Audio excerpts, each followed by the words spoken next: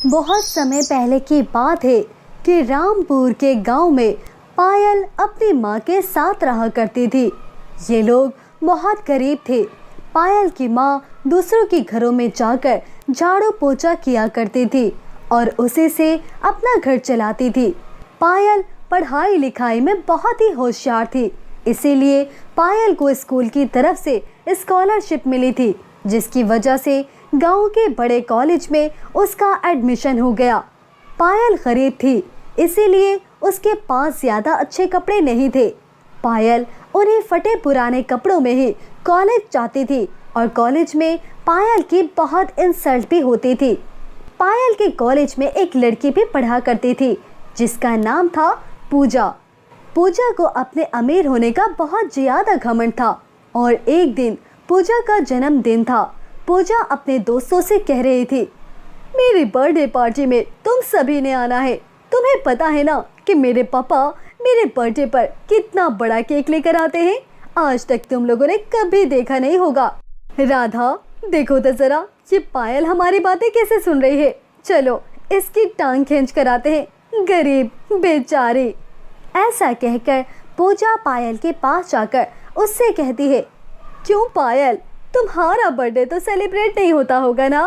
तुम्हें क्या पता कि केक होता कैसे है। चॉकलेट केक, बनाना केक, स्ट्रॉबेरी केक, यम, कितना टेस्टी लगता है। बेचारी पायल। चलो ठीक है, मैं तुम्हें केक खाने का मौका देती हूँ। तुम मेरी बर्थडे पार्टी में आ जाना, मगर हाँ, कपड़े थोड़े ठीक पहन कर आना। जो कॉलेज में फटे पुराने पहन कर आ जाती हो ना, ऐसे मेरी पार्टी में मत पहन कर आना, वरना मेरी पार्टी की सारी रौनक ही खराब हो जानी है। पूजा, तुम्हारा धन्यवाद। तुम मुझे अपनी बर्थडे पार्टी में बुला रही हो, लेकिन मेरे पास अच्छे कपड़े नहीं है। मेरे पास तो बस यही कपड़े हैं। अगर तुम्हारी इंसल्ट होगी तो ठीक है, मैं तुम्हारी बर्थडे पार्टी में नहीं आऊँगी। नहीं नहीं, आ जाना। तुम्हारी माँ भी तो लोगों के घरों में जाकर झाड़ू पोंछा करती है, तो तुम भी मेरी पार्टी में आकर गंदे बर्तन साफ कर देना। इसी बहाने तुम्हें केक भी तो खाने को मिल जाएगा। मेरा दिल बहुत बड़ा है। देखो, मैं तुम्हें एक मौका दे रही हूँ इतना स्वादिष्ट केक खाने का। क्यों राधा, ठीक कह रही हूँ ना मैं। पूजा की बातें सुनकर पायल को बहुत ज़्यादा दुख होता है और पायल रोते हुए घर चली जाती है और अपनी माँ से कहती है, माँ, मैं आज 17 बरस की हो गई हूँ, लेकिन मुझे याद नहीं कि मेरा एक भी जन्मदिन आपने मनाया हो। मेरा जन्मदिन आप क्यों नहीं मनाती माँ? मेरा भी तो दिल चाहता है मेरे लिए केक आए और सब मेरे लिए गिफ्ट्स लेकर आए, लेकिन आज तक मेरा एक भी जन्मदिन नहीं मनाया गया माँ। मैं इस बार अपना जन्मदिन मनाना चाहती हूँ माँ। कॉलेज में सब लोग मेरा बहुत मजाक बनाते हैं। मेरी प्यारी बच्ची, मेरा भी बहुत दिल चाहता है तुम्हारा जन्मदिन मनाने को, लेकिन क्या करूँ, लोगों के घर काम करके चंद ही तो रुपए मिलते हैं। उसमें तुम्हें पढ़ाना भी और घर का खर्च भी चलाना है। बचपन में ही तुम्हारे पिताजी हमें छोड़कर जा चुके थे और तब से आज तक मैं लोगों के घर काम कर करके तुम्हें पाल रही हूँ, और कभी इतने पैसे इकट्ठे ही नहीं हुए कि मैं तुम्हारा जन्मदिन मना सकूँ। पायल को अपनी माँ की बात सुनकर सब्र आ जाता है और वो जिद छोड़ देती है कि उसे भी जन्मदिन मनाना है।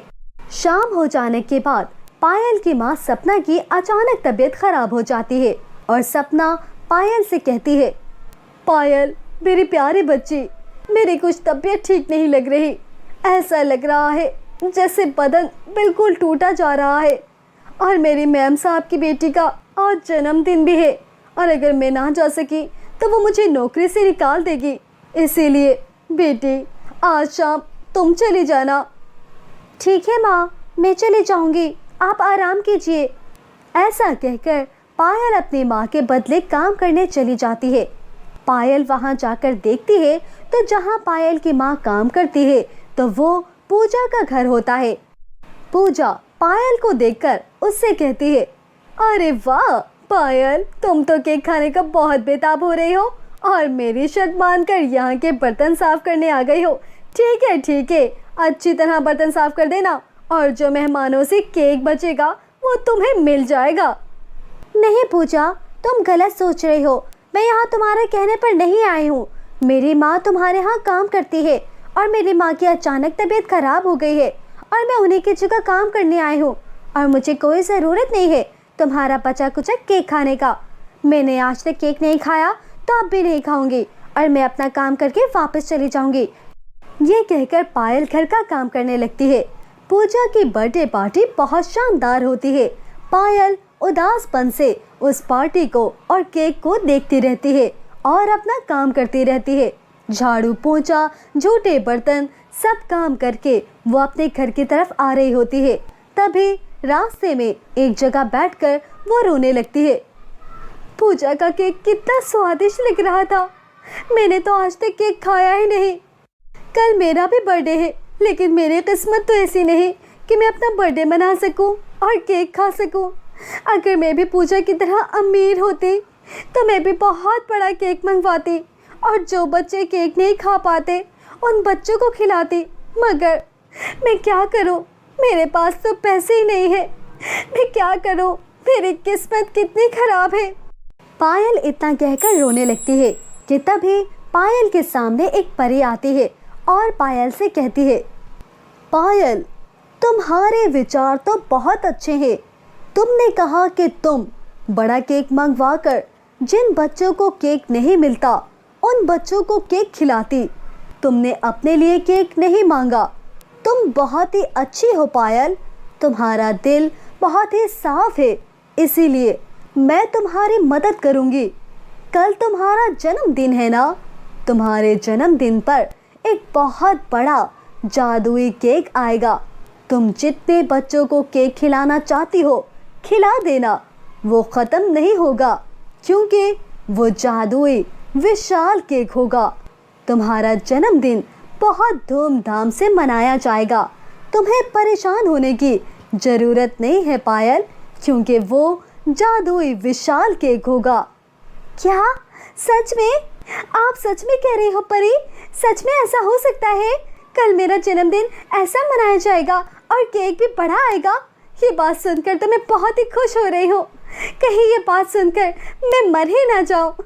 बहुत बहुत धन्यवाद परी, आपका बहुत बहुत धन्यवाद।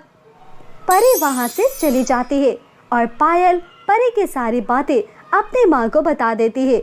और अगले दिन पायल कॉलेज में जाकर कहती है, आज मेरा जन्मदिन है। मैं आप सभी को अपने जन्मदिन पर बुलाना चाहती हूँ। आप सभी मेरे जन्मदिन पर ज़रूर आना। क्यों, हम वहाँ आकर सूखी रोटी खाएंगे क्या?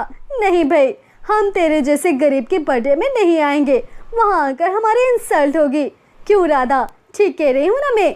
नहीं पूजा, मैं तुम्हें सूखी रोटी नहीं खिलाऊंगी, मैं तुम्हें केक ही खिलाऊंगी और तुमसे बर्तन भी साफ नहीं करवाऊंगी। ठीक है ना? तुम शाम को आ जाना और देखना कि मेरा कितना बड़ा केक है। ऐसा कहकर पायल अपने घर आ जाती है। फिर जैसे परी ने पायल से वादा किया था, परी अपना वादा पूरा कर देती है। पायल के जन्मदिन पर बहुत बड़ा केक आ जाता है। पूजा और उसकी फ्रेंड भी आ जाती है ये देखने के लिए कि पायल के पास इतने सारे पैसे कहाँ से आए जो वो जन्मदिन की पार्टी दे रही है और उसके पास इतना बड़ा केक कहाँ से आ रहा है। पूजा और उसकी फ्रेंड पायल का इतना बड़ा केक देखकर अचंभित हो जाती है। राधा, कि मैं क्या देख रही हूँ? इस गरीब के पास इतना बड़ा केक कहाँ से आ गया? नहीं, मैं ये नहीं होने दे सकती। इस गरीब की बर्थडे पार्टी अपनी बर्थडे पार्टी से बड़ी नहीं होने दे सकती मैं। कॉलेज में तो मेरी नाक ही कट जाएगी। मैं इतनी अमीर होकर इतना बड़ा केक नहीं लेकर आई और इस गरीब के पास इतना बड़ा केक। नहीं नहीं राधा, कुछ तो करना होगा मुझे। ऐसा कहकर पूजा पायल का केक खराब करने चली जाती है। तभी पूजा के हाथों में आग लग जाती है। पायल, मेरे हाथों में आग लग गई है, जल्दी बुझाओ, बहुत जलन हो रही है। पायल प्लीज मेरे हाथों की आग बुझाओ प्लीज। तभी पायल पूजा के पास आती है और उससे कहती है, पूजा, तुम मेरे इस बड़े केक को गिराना चाहती थी ना, लेकिन शायद तुम भूल गई ये कोई मामूली केक नहीं, ये जादुई विशाल केक है और ये केक मुझे परी ने दे दिया है। ये अब तुम्हारी आग तभी बुझेगी जब तुम मुझसे माफ़ी मांगोगी। तुमने मेरे विश्वास को बहुत ठेस पहुंचाई है। पायल, मुझे माफ़ कर दो, मुझसे बहुत बड़ी गलती हो गई।